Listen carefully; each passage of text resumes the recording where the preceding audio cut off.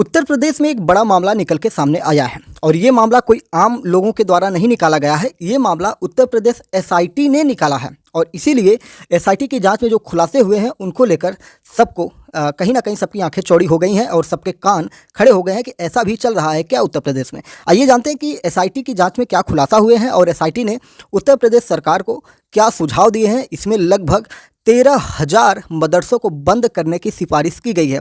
13 नहीं, एक बार फिर से सुनिएगा कि 13,000 मदरसों को बंद करने की सिफारिश की गई है। मदरसा क्या होता है, मकतब क्या होता है, आज हम इसको भी आपको बताएंगे, लेकिन उससे पहले हम आपको बताएंगे कि एसआईटी की रिपोर्ट क्या है। उत्तर प्रदेश में पिछले 17 वर्षों में धुआंधार अवैध मदरसे बने हैं। इनमें से कई नेपाल व बिहार सीमा पर संवेदनशील इलाकों में बने हैं। एडीजी एटीएस मोहित अग्रवाल की अध्यक्षता में गठित एसआईटी ने प्रदेश में चिन्हित लगभग 13,000 मदरसों को बंद कराने की सिफारिश की है। एसआईटी की जांच में खुलासा हुआ है कि मदरसों की रकम हवाला नेटवर्क के जरिए आई और धड़ल्ले से मदरसों का निर्माण कर दिया गया। हवाला नेटवर्क क्या होता है? अवैध पैसे यानी कि ब्लैक मनी जो होता है, हाथों से या किसी भी तरीके से बॉर्डर के पार या देश के अंदर से ही कोई अवैध रुपया होता है यानी कि ब्लैक मनी होता है, उन पैसों का यूज इन मदरसों को बनाने में किया गया है। साथ ही साथ विदेशी फंडिंग के स्रोत आतंकी संगठनों से जुड़े होने की प्रबल संभावना को देखते हुए इस मामले पर प्रवर्तन निदेशालय यानी कि ईडी की भी नज़र गड़ी हुई है। वह भी इसकी जाँच शुरू कर सकता है। प्रदेश सरकार के आदेश पर गठित इस 3 सदस्यीय कमेटी में निदेशक अल्पसंख्यक कल्याण को भी शामिल किया गया था। शासन को सौंपी गई रिपोर्ट में अल्पसंख्यक कल्याण विभाग के द्वारा कार्रवाई करने की एक तरह से सिफारिश की गई है या अल्पसंख्यक विभाग के स्तर से कार्रवाई की जाएगी। एसआईटी की जांच में पता चला कि लगभग 13,000 मदरसे बिना मान्यता के संचालित हैं। मान्यता न होने से वे किसी सरकारी विभाग की निगरानी में भी नहीं हैं और वे किसी निर्धारित मानक को भी पूरा नहीं करते हैं। जो मानक सरकार द्वारा निर्धारित किए जाते हैं तो उस मानक को भी ये पूरा नहीं करते हैं। इन मदरसों के पास न तो खेल कूद का मैदान है और न ही आय व्यय का कोई हिसाब किताब है। एसआईटी ने जांच में पाया कि मदरसों ने चंदे से संचालन की बात तो कही, लेकिन चंदे का कोई हिसाब किताब ही नहीं दे पाए कि चंदा आया कहाँ से है। रकम न हो उनके बैंक खाते में मिली और न ही लाखों करोड़ों का निर्माण आखिरकार कैसे कराया गया यह भी नहीं पता चल सका। सिर्फ निर्माण हुआ है, पैसे आए हैं, कहाँ से आए हैं, किसके पास आए हैं, कहाँ खर्च किया गया है, किस प्रकार से खर्च किया गया, उसका कोई हिसाब किताब, कोई रजिस्टर नहीं है। संदिग्ध विदेशी फंडिंग पर भी कोई संतोषजनक जवाब एसआईटी को नहीं मिला है। ऐसे में साथ हुआ या एहसास हुआ कि इन मदरसों को हवाला के जरिए पैसा पहुँचाया गया होगा। हवाला से रकम पहुंचाने का क्या मकसद था? आखिरकार यह आय कहां से आई? इन मदरसों को नेपाल भारत सीमा पर बनाने का क्या मकसद था? प्रदेश का गृह विभाग इन सब पर विचार कर रहा है। अगर उत्तर प्रदेश में सबसे ज़्यादा मदरसों की बात करें तो सिद्धार्थ नगर में सबसे ज़्यादा 800 अवैध मदरसे होने की बात निकल के आई है। आशंका यह भी जताई गई है कि इस पूरे रैकेट में आईएसआई या किसी विदेशी खुफिया एजेंसी का भी हाथ हो सकता है। गृह विभाग जल्द ही आयकर और ईडी के जरिए जांच करवाकर दोषियों के खिलाफ कड़ी कार्रवाई करने की तैयारी में है। जांच में ये पता चला है कि श्रावस्ती में लगभग 400, बहराइच में 600, महाराजगंज में 550, सिद्धार्थनगर में सबसे ज़्यादा 800, गोंडा में 500 और देवरिया में लगभग 350 गैर मान्यता प्राप्त मदरसे मिले हैं एसआईटी को। ये मदरसे संवेदनशील क्षेत्रों में हैं जहां जांच के क्रम में एसआईटी ने इन मदरसों से विदेशी फंडिंग और उनकी आय व्यय का विवरण मांगा था, लेकिन वे उपलब्ध नहीं करा सके हैं। जांच में यह भी तथ्य सामने आया है कि कुछ मदरसों में बच्चों का शारीरिक शोषण भी होता है। जांच में पता चला है कि कुल 23,000 मदरसों में से 5,000 के पास अस्थायी मान्यता है। इससे पहले एटीएस की जांच में मदरसों को लगभग 100 करोड़ रुपए की फंडिंग होने की पुष्टि हुई थी। इसके बाद राज्य सरकार ने मदरसा की गहनता से जाँच के लिए एसआईटी का गठन किया था। एसआईटी ने इस ओर ध्यान आकर्षित किया है कि सबसे ज़्यादा जो मदरसे बने हैं ये नेपाल सीमा से सटे हुए हैं। नेपाल सीमा से सटे क्षेत्र में भी बड़ी संख्या में बिना मान्यता प्राप्त मदरसे पाए गए हैं। ये इलाका संवेदनशील है। ऐसे में इस क्षेत्र में चल रहे मदरसों पर एसआईटी टीम की खास नज़र गड़ी हुई थी। एसआईटी की टीम इन मदरसों की खास तौर पर जांच करने पहुंची। दरअसल जब मदरसों का सर्वे करवाया जा रहा था तो नेपाल सीमा से सटे इलाकों में चल रहे मदरसों के खिलाफ बड़े पैमाने पर शिकायतें मिल रही थीं। आरोप था कि ये मदरसे विदेशी फंडिंग का गलत इस्तेमाल कर रहे हैं, तभी से इन मदरसों पर सरकार की नज़र बनी हुई थी। जब हम मीडिया में इसकी तलाश कर रहे थे कि क्या रिपोर्ट इस पर आई है, तो हमें एक पुराना रिपोर्ट मिला जो 4 अगस्त 2022 का था।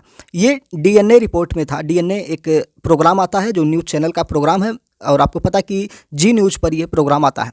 इसमें बताया गया 4 अगस्त वर्ष 2022 का कि ये वो तारीख है जब डीएनए में ऑपरेशन डी के जरिए भारत नेपाल बॉर्डर पर मदरसों की आड़ में चल रहे टेरर फंडिंग पर बड़ा खुलासा किया था।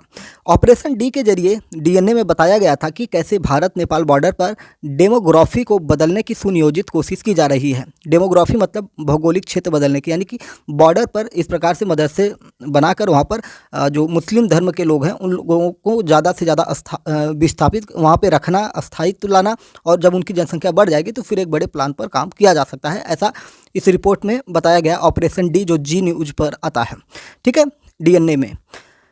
तो इसमें यह बताया गया था कि कैसे भारत नेपाल बॉर्डर पर डेमोग्राफी को बदलने की सुनियोजित कोशिश की जा रही है, और इस साजिश के तार पाकिस्तान से लेकर खाड़ी देशों तक फैले हैं। डीएनए में यह भी दिखाया गया था कि भारत नेपाल सीमा पर दोनों तरफ नई मस्जिदें और मदरसे बनाए जा रहे हैं, यानी कि भारत ही नहीं, नेपाल के उस साइड में भी बॉर्डर पर इसी तरह से मदरसे और मस्जिदें बनाई जा रही हैं। यानी कि भारत और नेपाल दोनों के बॉर्डर पर, यानी कि कभी भी अगर कुछ हो तो इन दोनों को एक साथ मिला लिया जाए, या ऐसी सुनियोजित साजिश हो सकती है जिनके जरिए विदेशों से करोड़ों रुपए की फंडिंग की गई है। अगस्त 2022 में ही जी न्यूज़ के ऑपरेशन डी पर हुए खुलासे के बाद अक्टूबर 2022 में उत्तर प्रदेश सरकार ने राज्य के मदरसों को मिलने वाले विदेशी चंदों की जाँच करवाने का फैसला किया था। इसके लिए स्पेशल इन्वेस्टिगेशन टीम, जिसे एसआईटी के नाम से जानते हैं, का गठन किया गया था, और इस एसआईटी ने अपनी रिपोर्ट सरकार को सौंप दी है। ये रिपोर्ट सार्वजनिक नहीं हुई है, लेकिन जी न्यूज़ के द्वारा जो बताया जा रहा है कि एसआईटी ने अपनी जांच में जी न्यूज़ के खुलासे पर मोहर लगा दी है, ऐसा जी न्यूज़ के द्वारा दावा किया जा रहा है। वहीं हमने रिपोर्ट के बारे में बताया कि मदरसों पर जो 13,000 अवैध मदरसे बंद कराने की सिफारिश एसआईटी के द्वारा की गई है, तो इसका क्रेडिट कहीं ना कहीं जी न्यूज़ लेने की कोशिश करा है, उस पर हम नहीं जाएंगे। यहाँ पे ऑपरेशन डी के जो खुलासे हुए थे उसकी हम बात करते हैं, जो जी न्यूज़ के ऑपरेशन डी थे। ऑपरेशन डी में खुलासा हुआ था कि उत्तर प्रदेश में नेपाल बॉर्डर से सटे इलाकों में मदरसे के जरिए जो डेमोग्राफी उसको बदलने की कोशिश की जा रही है। नेपाल बॉर्डर से सटे इलाकों में बने मदरसों में विदेशी चंदे के जरिए हवाला और टेरर फंडिंग है। फिर खुलासा हुआ था कि नेपाल बॉर्डर पर मदरसों में धर्मांतरण और भारत विरोधी साजिशों को अंजाम देने के लिए फंडिंग की जा रही है। एसआईटी को भी 80 मदरसों को 100 करोड़ की फंडिंग होने के सबूत मिले हैं। अब सवाल ये उठता है कि नेपाल बॉर्डर पर क्यों बनाए जा रहे हैं। हमने जो अपनी बातें रखी वो तो हमने आपको बताया, लेकिन ये सच में एक सवाल है कि अगर नेपाल बॉर्डर में भारत की तरफ से और नेपाल की तरफ से साजिशन अगर ऐसा कुछ हो रहा है, तो इसकी जांच तो सरकार द्वारा की जा रही है, और एसआईटी ने अपनी रिपोर्ट भी सौंपी है। तो अब देखने वाली बात होगी कि इसमें क्या होने वाला है आने वाले समय में। जो सीमावर्ती जिले हैं, इतने मदरसे और मस्जिद बनाए जाने का नतीजा भी अब सामने आपको देखने को मिल जाएगा, ऐसा एक मीडिया रिपोर्ट में दावा किया गया। उसमें बताया गया है कि उत्तर प्रदेश के सीमावर्ती जिलों में एक खास समुदाय की आबादी में असामान्य वृद्धि दर्ज की गई है। यूपी पुलिस के मुताबिक 2011 के बाद राज्य के 5 जिलों में एक खास समुदाय वृद्धि दर्ज की गई है। यूपी पुलिस के मुताबिक 2011 के बाद राज्य के 5 जिलों में एक खास समुदाय की आबादी 20% से अधिक बढ़ी है। ये जिले हैं पीलीभीत, लखीमपुर खीरी, बलरामपुर, महाराजगंज और बहराइच। ये सभी जिले नेपाल की सीमा के पास हैं। यूपी में नेपाल की सीमा पर 116 ऐसे गांव हैं जहां 50% से अधिक आबादी एक खास समुदाय की है, कुल मिला जुलाकर मुस्लिम समुदाय की है। अब राज्य की सुरक्षा एजेंसियों के सामने ये पता लगाने की चुनौती है कि सीमा के पास नए बसे मुस्लिम परिवारों में से कितने लोगों के पास वैध दस्तावेज हैं और कितने लोग गैर कानूनी तरीके से यहाँ पर रह रहे हैं। तो ये सारा चीज़ आप देखने को मिल सकता है, और भविष्य में अगर एनआरसी जैसी चीज़ आती है तो कहीं ना कहीं इसका असर वहाँ पर देखने को मिलेगा। तो अब आपको हम बता देते हैं कि मदरसा होता क्या है। इस्लाम धर्म में मदरसे की पढ़ाई को बहुत महत्वपूर्ण माना जाता है। ऐसा कहा जाता है कि इस्लाम धर्म को जानने के लिए मदरसे की पढ़ाई पढ़ना आवश्यक है। मदरसों में छात्रों को इस्लामी शिक्षा दी जाती है। इनमें कुरान, हदीस, फ़िक़्ह यानी कि इस्लामी कानून और इस्लाम से जुड़े दूसरे विषयों की पढ़ाई होती है। दरअसल मदरसों में दीनी तालीम यानी कि मजहबी शिक्षा, धर्म से संबंधित शिक्षा की पढ़ाई होती है, जिससे कि लोगों को इस्लाम धर्म के बारे में जानने में मदद मिलती है। मदरसों में पढ़ने वाले बच्चों को मदरसे की डिग्रियां भी दी जाती हैं। इन डिग्रियों को पाने के बाद मदरसे से पढ़ने वाले बच्चे किसी मस्जिद के इमाम, मौलाना, मुफ्ती बनते हैं। वैसे तो मदरसे की शिक्षा हासिल करने के लिए उम्र की कोई तय सीमा नहीं है, लेकिन सबसे पहली डिग्री मौलवी मुंशी को हासिल करने के लिए मदरसे में बच्चे की करीब 14 साल की उम्र को तय किया गया है। इसके बाद वह मदरसे की पढ़ाई को आगे पढ़ते हुए आगे की डिग्रियां हासिल कर सकता है। तो आपके मन में चल रहा होगा कि जो मदरसे की पढ़ाई होती है उसकी डिग्रियां जो होती हैं, क्या वो हमारी सामान्य डिग्रियां जैसे यूपी बोर्ड हुआ, सीबीएसई बोर्ड हुआ या किसी भी राज्य का बोर्ड हुआ, तो क्या उनके बराबर होती हैं? तो आइए उस पर भी निगाह हम डालते हैं। जैसे हमने बात किया कि 14 वर्ष में मौलवी मुंशी की पढ़ाई होती है, तो मौलवी मुंशी की जो डिग्री होती है उसे हाई स्कूल यानी कि 10वीं के बराबर मानी जाती है, जिसको पूरा करने के लिए 1 साल का समय लगता है। अलीम की डिग्री जो होती है इंटर के बराबर मानी जाती है, इसको पूरा करने के लिए 2 साल का समय लगता है। साथ ही साथ फाजिल की डिग्री बीए यानी कि बैचलर ऑफ आर्ट के बराबर मानी जाती है, यह 2 साल की होती है। जबकि डिग्री कॉलेजों में अगर हम बात करेंगे तो यह 3 वर्ष की और बहुत जगहों पर 4 वर्ष मानी जाती है, अमूमन ये 3 वर्ष में होती है। तो यहाँ पर फाजिल की डिग्री जो होती है बीए के बराबर तो मानी जाती है, लेकिन ये 2 वर्ष की होती है। कामिल की डिग्री जो होती है वो एमए के बराबर मानी जाती है, एमए मतलब मास्टर ऑफ आर्ट के बराबर मानी जाती है। यह डिग्री 2 साल की होती है और सामान्य डिग्री कॉलेजों में या सामान्य यूनिवर्सिटी में भी 2 साल की ही एमए की क्लासें होती हैं। मुफ्ती की डिग्री पीएचडी के बराबर मानी जाती है, जिसको करने में 3 साल का समय लगता है। लेकिन अगर पीएचडी की बात करेंगे तो ये 5 वर्षों में किया जाता है, जिसे आप कह सकते हैं एक तरह से रिसर्च प्रोग्राम होता है। इस प्रकार से हमने आपको ये भी बताया कि मदरसे की डिग्रियों की वैल्यू क्या होती है, मदरसे में पढ़ाई किस प्रकार की होती है और कितने प्रकार की डिग्रियां होती हैं, क्या क्या पढ़ाई होती हैं, सब कुछ हमने आपको बताया। तो उम्मीद है कि अब आपको सारी चीज़ें समझ में आ गई होंगी।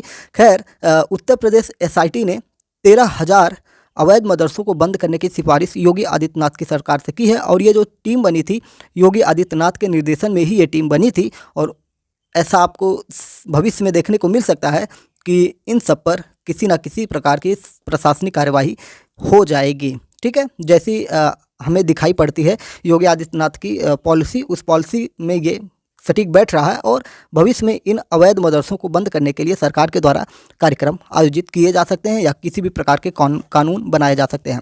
तो चैनल पर नए हैं तो एमपीएस हिंदी को सब्सक्राइब करके डेली करंट अफेयर्स और न्यूज़ एनालिसिस के लिए हमारे साथ जुड़ सकते हैं और अपने विचारों को भी कमेंट बॉक्स में बताइए कि क्या सच में मदरसे अवैध तरीके से चल रहे हैं, तो क्या उसमें देश विरोधी गतिविधियाँ चल रही हैं, बच्चों का शोषण हो रहा है और भारत के विरोध में कुछ कार्यक्रम हो रहे हैं। अगर ऐसा हो रहा है तो इसको बंद करना ज़रूरी है, अगर ऐसा नहीं हो रहा है तो इसको एक समान प्रक्रिया में चलने देना चाहिए, लेकिन इसका रजिस्ट्रेशन अनिवार्य होना चाहिए। बिना रजिस्ट्रेशन के सरकार को या जनता को किसी को नहीं पता चलता कि कहाँ से फंडिंग आती है, कहाँ से क्या होता है, किस प्रकार से बिल्डिंगें बनती हैं।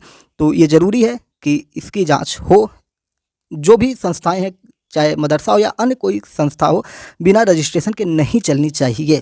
तो चलिए फिर मिलते हैं किसी और टॉपिक के साथ, तब तक के लिए जय हिंद, नमस्कार, भारत माता की जय। अपने विचार जरूर बताइएगा, चैनल को सब्सक्राइब करके बेल आइकन को जरूर दबाइएगा। जय हिंद, नमस्कार, भारत माता की जय।